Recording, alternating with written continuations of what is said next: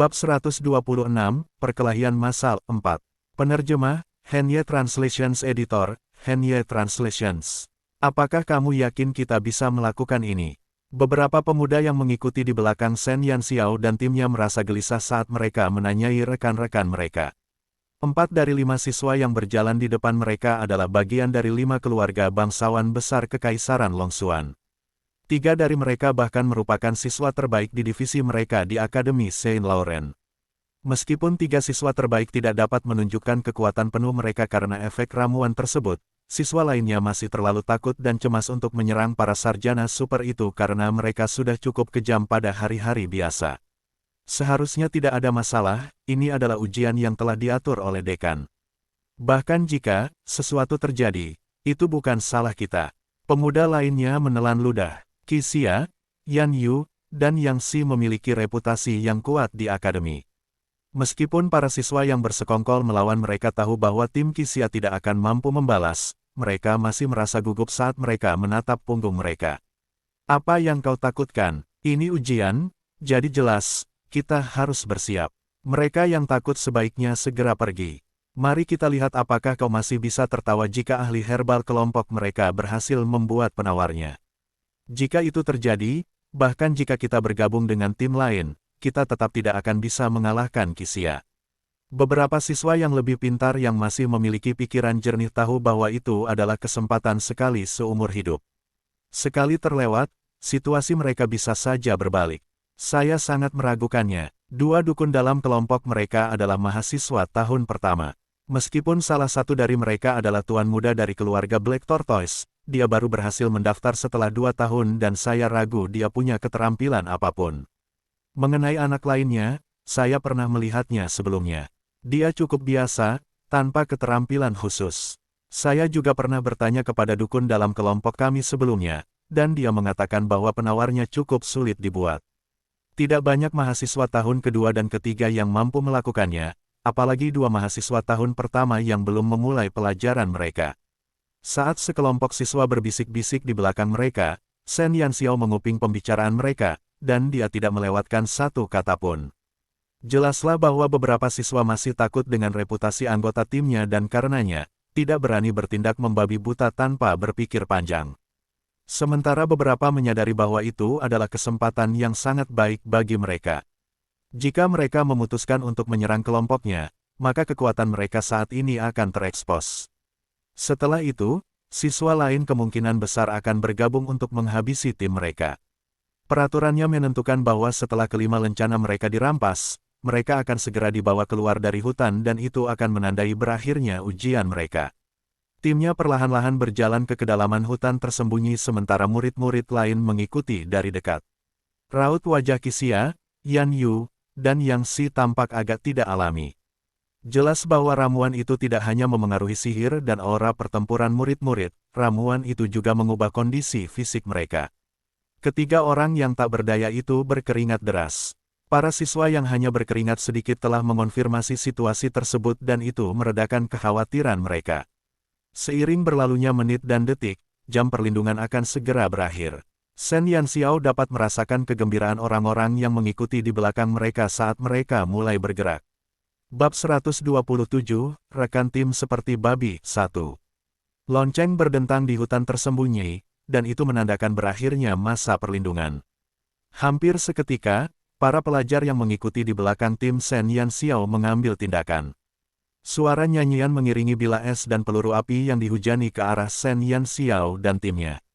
Meskipun serangan sihirnya cukup lemah, waktu untuk mengucapkan mantranya singkat dan dengan kecepatan tembakan yang cepat. Itu adalah keterampilan terbaik untuk pertempuran cepat. Qixia tidak memiliki kekuatan fisik seperti biasanya, dan ia hampir kewalahan oleh hujan bila es dan peluru api sebelum ia berhasil berguling di balik pohon besar. Ia mengandalkan batang pohon yang besar untuk menghalangi serangan panik sang magus. Yan Yu nyaris tidak berhasil membuat lapisan penghalang, tetapi dinding tipis itu begitu tipis sehingga retak menjadi partikel setelah hanya menahan 3 bila es. Untungnya, ia juga berhasil bersembunyi di balik pohon besar, meskipun dengan susah payah. Yang Xi adalah seorang ksatria, dan jika dibandingkan dengan para penyihir dan pendeta rapuh lainnya, ia memiliki pertahanan yang lebih kuat. Ketika serangan dimulai, Ia berhasil mempertahankan perisainya dan bertahan melawan beberapa peluru api dan bilah es. Meski begitu, ekspresinya yang seperti gunung es menjadi gelap ketika ia melihat banyaknya pendekar pedang dan ksatria yang menyerbu ke arah mereka. Sialan, di mana Senjue? Tang Nazi langsung bersembunyi di balik batu saat serangan itu dimulai. Dia tidak berani menampakkan diri karena panah dan peluru ajaib yang melesat melewati kepalanya. Namun, dia menyadari sesuatu yang serius. Saat para siswa sampah itu menyerang mereka, Senjue secara ajaib menghilang tanpa jejak. Kutukan lembut Tang Nazi langsung menarik perhatian ketiga rekan setimnya. Hampir seketika, ketiga pemuda yang bertanya-tanya apakah mereka harus melanjutkan perlawanan mereka kemudian segera meletakkan senjata mereka dan berjalan keluar dari tempat perlindungan mereka dengan anggun. Siswa lain yang bersiap menyerang mereka tiba-tiba berhenti saat melihat target mereka berjalan ke arah mereka tanpa senjata. Pemandangan itu membuat mereka bingung. Apa itu tadi? Baiklah, kalian bisa berhenti menyerang sekarang. Tidak ada gunanya basah kuyup oleh keringat saat kalian lelah. Wajah Qixia yang luar biasa tampan memperlihatkan senyum malas. Dia dengan santai melepaskan lencananya dan melemparkannya ke arah para siswa yang berdiri terpaku di tempat mereka. Denting, Yan Yu dan Yang Xi mengikuti tindakannya dan melemparkan lencana mereka setelah itu juga. Kling, kling. Sekelompok mahasiswa itu tercengang. Apa maksudnya? Mereka bahkan belum menyerang selama 3 menit, dan mereka juga tidak memiliki kesempatan untuk menggunakan sihir atau keterampilan tingkat tinggi. Mengapa lawan mereka menyerah begitu saja?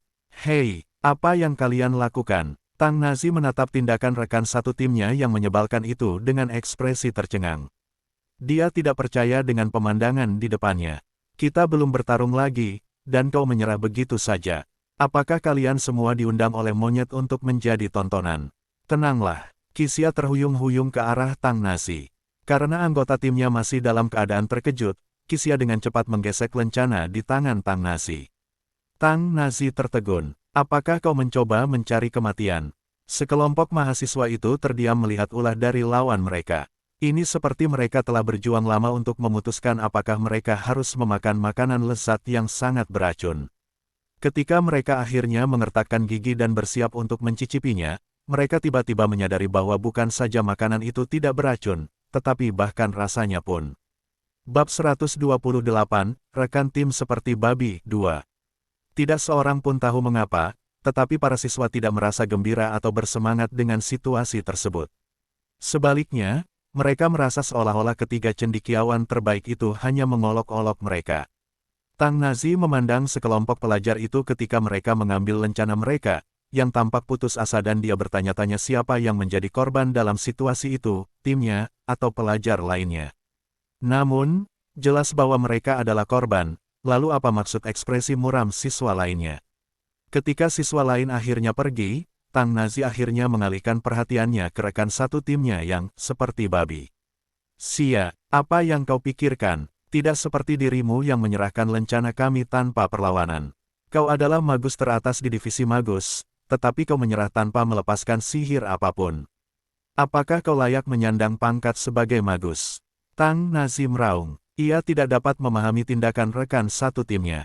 Qixia menatap Tang Nazi dengan ekspresi serius sebelum menundukkan kepalanya untuk berpikir. Tang Nazi mengira dia mencoba untuk merenung, tetapi Qixia tiba-tiba mendongak dan berkata dengan tegas, aku sangat yakin bahwa aku baru saja melepaskan 2 peluru api. Petik 2. Tang Nazi merasakan darah hendak mengalir dari dadanya, tetapi dia tidak bisa mengeluarkannya dari sistemnya. Apakah surga mengirim bajingan itu untuk mempermainkannya? Baiklah, Zizi kecil, jangan terlalu gugup. Qixia memutuskan untuk merasa kasihan pada Tang Nazi ketika melihat kulitnya yang pucat kehijauan. Dia menepuk bahunya dengan ramah dan berkata, jika kita melawan, seberapa besar kemungkinan kita akan menang? Tang Nazi mengerutkan kening. Ada 64 siswa dalam kelompok itu. Jika mereka menyingkirkan dukun dan pendeta dari setiap tim, maka totalnya ada 10 penyihir, 10 pendekar pedang, 8 pemanah, dan 11 ksatria. Dengan situasi mereka, masing-masing dari mereka bahkan tidak dapat mengalahkan satu lawan, apalagi 10. Kemungkinan pembalikan praktis tidak ada kecuali mereka dapat memperoleh kembali kekuatan mereka. Meskipun dia tahu peluang mereka tipis, Tang Nazi tetap ingin bertarung dengan lawan mereka. Yang Si setidaknya bisa meminjamkan pedangnya padaku untuk mencoba, Tang Nazi bergumam pelan. Bahkan jika dia meminjamkannya kepadamu, peluang kita untuk menang kurang dari 50%. Daripada bertaruh dengan peluang 50% ini, kita harus mencoba mencari cara untuk menyelamatkan diri kita sendiri. Qixia berkata dengan santai. Bagaimana lagi kita bisa menang? Selain Shen Jue, kamu telah memberikan mereka semua lencana kita. Shen Jue hanyalah seorang anak kecil yang tidak memiliki kekuatan untuk mengikat seekor ayam. Jangan bilang kamu masih mengandalkannya untuk tunggu. Tang Nazi tiba-tiba punya ide gila. Dia samar-samar ingat bahwa perilaku aneh Qixia dan rekan setimnya dimulai ketika mereka menemukan bahwa Shen Jue telah menghilang. Ditambah dengan apa yang dikatakan rubah licik itu sebelumnya, apakah dia bermaksud untuk? Apakah kamu bercanda? Tang Nazi merasa ini semua terlalu gila. Bagaimana menurutmu? Bakat Little Jue dalam beberapa aspek tidak ada bandingannya. Ini pertama kalinya aku bertemu dengan seseorang dengan bakat seperti dia. Percayalah padaku. Dia tidak akan mengecewakan kita. Senyum Qixia sangat cemerlang. Selama Shen Jue tidak kehilangan lencananya, tim mereka dapat terus tinggal di dalam hutan tersembunyi. Sebelum itu, aku punya pertanyaan. Yan Yu tiba-tiba berkata. Apa? Yan Yu menatap ketiga rekan satu timnya dan bertanya dengan nada tidak yakin, apakah ada yang melihatnya pergi. Bab 129, rekan tim seperti babi 3. Selain Shen Yanxiao sendiri, tidak ada seorang pun yang tahu kapan dia meninggalkan medan perang. Sementara satu tim tertentu nyaris musnah dalam pertarungan, satu-satunya orang yang beruntung terlihat melompat dari satu pohon ke pohon lain. Apakah kamu yakin tidak ada masalah meninggalkan manusia-manusia itu? Anak berambut merah itu mengerutkan alisnya sambil memegang bahu Shen Yanxiao. Apa masalahnya? Jangan bilang kamu tidak ingin keluar dan menikmati udara segar. Shen Yanxiao mengernyitkan alisnya saat tubuhnya yang mungil melintas dengan lincah seperti peri. Pria kecil di bahunya adalah burung vermilion dan dia telah dipaksa masuk ke dalam tubuhnya di awal masa sekolah. Karena dia harus menyembunyikan identitasnya, dia tidak punya pilihan selain berbicara mendalam dengan burung vermilion sehari sebelum dia berangkat ke sekolah. Untungnya, dia berhasil membujuk burung kecil yang sombong dan bau itu untuk memenuhi kontrak dengan patuh dan tetap berada di dalam jiwanya untuk memperjuangkan wilayah itu bersama Xiu. Saat masa perlindungan berakhir, dia memanfaatkan kebingungan itu untuk bersembunyi di semak-semak kecil di pinggir. Karena tubuhnya kecil dan juga lebih muda 2 hingga 3 tahun dari siswa pada umumnya, semua orang memperhatikan rekan satu timnya dan tidak ada yang memperhatikannya. Dia memutuskan untuk memanfaatkan kesempatan itu dan segera meninggalkan medan perang. Mengapa ia harus tetap tinggal di sana jika tidak ada keuntungan yang bisa diperoleh? Ketika dia melihat kerumunan siswa yang mengikuti mereka, dia langsung menyimpulkan bahwa tidak mungkin mereka bisa mengalahkan siswa-siswa itu. Dia lebih memilih melarikan diri dengan tergesa-gesa daripada duduk dan menunggu kematian menjemputnya. Bagaimanapun juga, selama dia memiliki lencananya, Qixia dan yang lainnya dapat terus berjalan-jalan di sekitar hutan tersembunyi. Kalau bukan karena kontrak, apakah menurutmu tuan ini akan memasuki tubuhmu dengan sukarela? Burung vermilion berkata sambil mendengus dengan bangga. Tidak perlu melarikan diri sama sekali. Tuanku tidak akan pernah gentar menghadapi bahaya, apalagi sekelompok manusia lemah. Aku bisa menghancurkan mereka sampai mati hanya dengan lambaian jariku. Burung vermilion tidak mengerti situasinya. Mereka hanyalah sekelompok manusia yang rapuh, jadi mengapa tuannya yang mengecewakan itu bisa lolos tanpa perlawanan? Dia mengira bahwa perilaku Shen Yanxiao telah memberikan pukulan telak terhadap martabatnya sebagai binatang mitologi. Terima kasih, tapi aku belum punya niat untuk berhenti. Mengapa para ahli dan binatang mistis suka menggunakan jari mereka untuk menghancurkan segalanya? Karena itu adalah sesuatu dari masa lalu ketika Xiu telah menghancurkan binatang ajaib tingkat 8, lupakan saja. Namun, burung vermilion begitu brutal sampai-sampai dia ingin menghancurkan lusinan siswa itu. Dia benar-benar seekor binatang buas. Lebih baik kau diam saja. Kalau tidak, aku akan mendorongmu masuk lagi. Shen Yanxiao terlalu malas untuk melanjutkan topik yang tidak penting dengan burung kecil yang tidak memiliki kesadaran akan hak asasi manusia itu, dan dia juga memiliki hal lain untuk dilakukan. Meskipun timnya menyedihkan, dia tidak berniat menyerah dalam pertarungan meskipun dia telah membuang formula penawarnya di tempat lain. Dia baru belajar herbalisme selama sebulan, dan mereka berharap dia menerima tantangan seperti itu. Itu seperti anak TK yang mengikuti ujian perguruan tinggi. Itu benar-benar lelucon. Oleh karena itu, dia memutuskan untuk meninggalkan Qixia dan yang lainnya untuk sementara waktu. Hanya untuk sementara, dia berasumsi bahwa akan ada sejumlah guru yang bersembunyi di kegelapan hutan. Mereka bertanggung jawab atas keselamatan para siswa, dan mengirim para siswa keluar dari hutan ketika mereka gagal dalam ujian. Pada saat yang sama, mereka harus memastikan bahwa tidak ada binatang ajaib tingkat rendah yang akan menyerang para siswa di hutan tersembunyi. Bab 130, Rekan Tim Seperti Babi 4. Shen Yanxiao dapat menyelesaikan ujian dengan mudah, bahkan tanpa 4 kekurangan profesional tersebut. Apa yang dapat dilakukan oleh mereka yang tersebar itu padanya? Yang mereka miliki hanyalah lencana yang berkilau. Ia mengira bahwa para siswa yang waspada dan gugup itu bagaikan awan yang berlalu begitu saja, dan akan menjadi tugas yang mudah jika ia mencuri lencana mereka. Masalahnya adalah apakah dia harus menyelamatkan keempat rekan setimnya yang seperti babi. Ketika dia teringat bagaimana pencatut keuntungan itu mengkhianatinya, Shen Yanxiao segera memutuskan untuk menunda rencana penyelamatannya. Dia akan membiarkan keempat babi itu berkeliaran sebentar. Setelah dia membuat keputusan, Shen Yanxiao mulai memfokuskan tatapan jahatnya pada siswa lain yang tertinggal. Jelas bahwa ujian tersebut telah melibatkan siswa yang tidak terbiasa dengan kata kolaborasi, karena memaksa mereka untuk bertindak dalam kelompok yang terdiri dari 5 orang. Itu masih sesuatu yang dapat ditoleransi oleh kebanyakan orang. Namun, jika kelompok tersebut terdiri dari 4 pemuda yang bersemangat dan seorang wanita muda yang cantik, itu adalah situasi yang sepenuhnya berbeda.